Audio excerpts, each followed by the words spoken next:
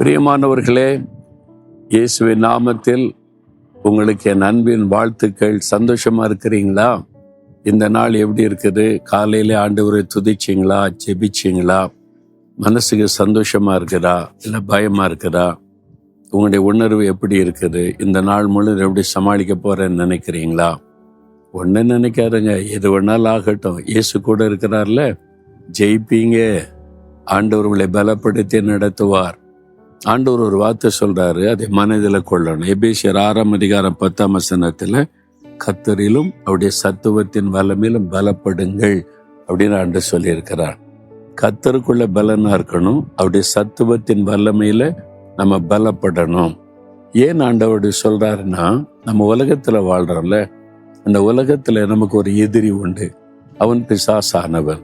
அவனுக்கு சில வல்லமை உண்டு. தீமை செய்கிற வல்லமை, நம்மை முடக்குகிற வல்லமை, பலவீனப்படுத்துகிற வல்லமை, பயப்படுத்துகிற வல்லமை, கலங்க பண்ணுகிற வல்லமை, நம்முடைய ஆசீர்வாதத்தை தடுக்கிற வல்லமை. அவனுக்குன்னு சில வல்லமை, அது தீமையான காரியத்தை செய்கிற வல்லமை.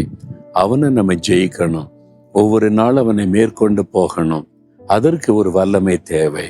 ஆண்டவர் அந்த வல்லமை நமக்கு தருகிறார். தேவன் தன்னுடைய வல்லமையை நமக்கு தந்து, நீ ஜெயித்திருவ, மேற்கொள்ளு, ஜெயித்திரு. சாத்தான் உன்னை ஜெயிக்க முடியாது. அவனை விட நான் உன்னோடு இருக்கிற நான் பெரியவர், என்னுடைய வல்லமை பெரிது என்பதை ஆண்டவர் விளங்க பண்ண தன்னுடைய வல்லமை நமக்கு தருகிறார். அதை நம்ம பெற்றுக்கொள்ளணும். அப்ப கர்த்தருக்குள்ள பலனா இருக்கணுமானா, தின வேதத்தை தியானித்து தியானித்து ஜெபிக்க ஆண்டோடைய ஐக்கியத்துல பலனாயிரும். அவர் கூட ஸ்ட்ராங்கா இருக்கிறோம்னாலே பிசாசு பயப்படுவான். அவர் தன்னுடைய வல்லமை நமக்கு தருகிறார், பரிசுத்த ஆவியின் வல்லமை. அந்த ஆவியானவர் வரும்போது நம்ம வல்லமை உள்ளவர்களாய் மாறுகிறோம். அது பாவத்தை ஜெயிக்கிற வல்லமை, பிசாசை மேற்கொள்ளுகிற வல்லமை, பிரச்சனைகளை மேற்கொள்ளக்கூடிய வல்லமை, சோதனை மேற்கொள்ளக்கூடிய வல்லமை. அப்போஸ்தலர் 1:8 வாசிக்கிறோம், பரிசுத்த ஆவி வரும்போது நீங்கள் வல்லமை பெற்றுக் கொள்ளுவீங்க. அதுக்கு தினந்தோறும் வசனத்தினால கர்த்தரோடு உள்ள ஐக்கியத்தை பலப்படுத்துங்க. பரிசுத்த ஆவியிலே நிரம்பி ஜெபித்து ஆவிலே பலனாருங்க, எதையும் மேற்கொண்டரலாம்.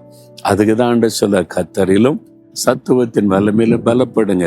அதனால்தான் சொல்ற, காலையில எழுந்து வேற வாசித்து ஜெபிக்கணும். காலையில சாப்பிடாம போனீங்கன்னா கொஞ்ச நேரத்துல சரீரம் பலவீனமாயிருது இல்ல. அப்ப சாப்பாடு சரீரத்திற்கு, நம்முடைய ஆவியிலே ஆத்மாவிலே பலனடைய தான் இந்த ஆகாரம். இதை வாசித்து தியானித்து ஜெபிச்சு பலனா இருந்தீங்கன்னா ஜெயிச்சுக்கிட்டே போகலாம். அதுக்கு ஜெபம் பண்ணலாமா?